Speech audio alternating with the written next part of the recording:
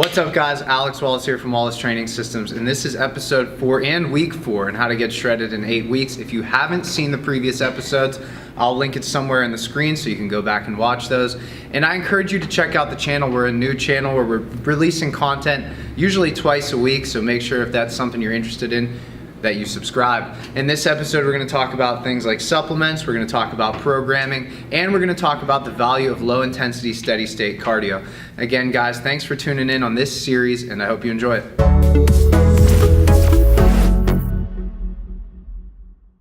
Just finished up some AM cardio. Sunday, we're starting week 4. My weight is still going down. Actually, I just kind of like hit a pretty quick weight drop. I went down to 188 this morning. So went from 191 to 188 pretty quickly. Not really sure what that's about, but I'll take it. What I'm gonna do this week is just increase the cardio a little bit. Instead of doing 20 minutes, I'm bumping it up to 25 or 30 if I feel okay. And I'm also just gonna lower the calories a little bit. So I'm eating 2,500, I'm gonna bring it back down a little bit to 2,300.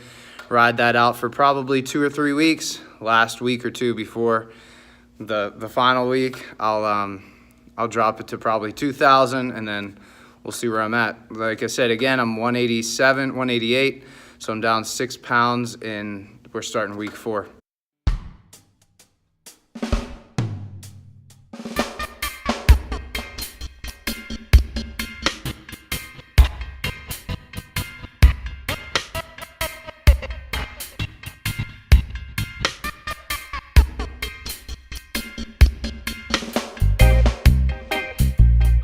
I actually like the seated lateral raise a little more than standing. The reason being is because you can't really cheat it as much. So if your back is flat against something and you're seated, you really have to rely on only your lateral head of your delts to help you out.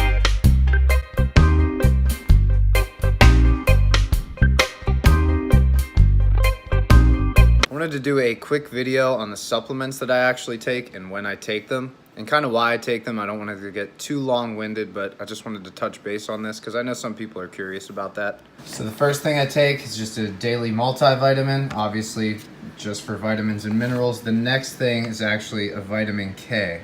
Now I used to take this a lot when I was taking vitamin D. I ran out of vitamin D but still have K, so I still take that. It's supposed to prevent any calcium buildup in your arteries. Next up is a certain type of curcumin. This is supposed to actually pass through the blood-brain barrier a little bit better. And to me, I like things that give you a little bit of a nootropic effect. That's why I like coffee. Next up, garlic, supposed to bring down cholesterol, and I have high cholesterol. So I take these in the morning. These are the 2 things I take in the evening. So magnesium citrate, that's supposed to actually calm you down and help you sleep. And then lastly, I only take this when I'm cutting. Citracel, sometimes if my calories are really low, my regularity goes down, but Citracel is the one. Yeah, it's the one supplement that you can take. It doesn't really cause any excess gas and it keeps you regular. So that's it.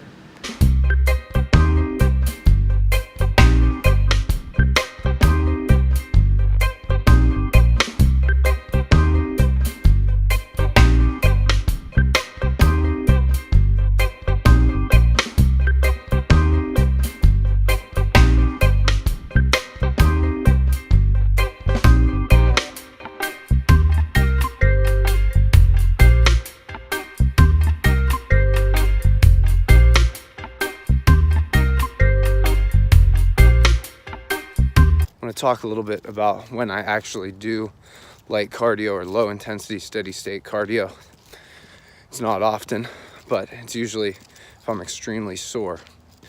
So with low intensity steady state cardio, I typically do it for 45 minutes instead of this week I do cardio 25 minutes at a clip. So I go a little bit longer, but it's low intensity. I mean, I'm brisk walking or light cycling. And I do this just for 2 reasons. Number 1, burn some calories. But number 2, to facilitate recovery. So yesterday, absolutely crushed my legs with the squat. And this is the first week where I feel like my recovery is a little bit down. And in addition to that, this is the first week where I'm actually hitting numbers that push me a little bit. Anyway, low intensity steady state cardio, or just facilitating blood flow, has been shown. Greg Nuckols actually did a paper on this.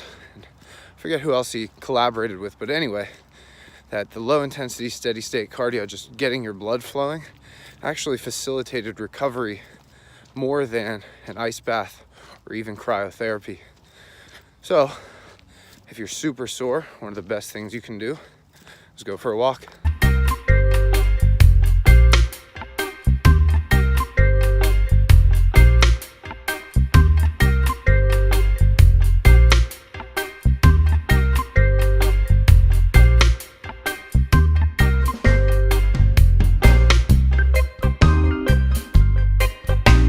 Oftentimes when people start their cut, they will drastically change their program. They'll do sets of 20, 30 reps, but that doesn't make a lot of sense to me. The stimulus that you use to build the muscle mass is oftentimes the stimulus you need to preserve that muscle mass. So what I like to do is start with moderate volume in a volume block and build volume throughout the program to preserve muscle mass better. This has worked for me in the past, and this continues to work for me currently.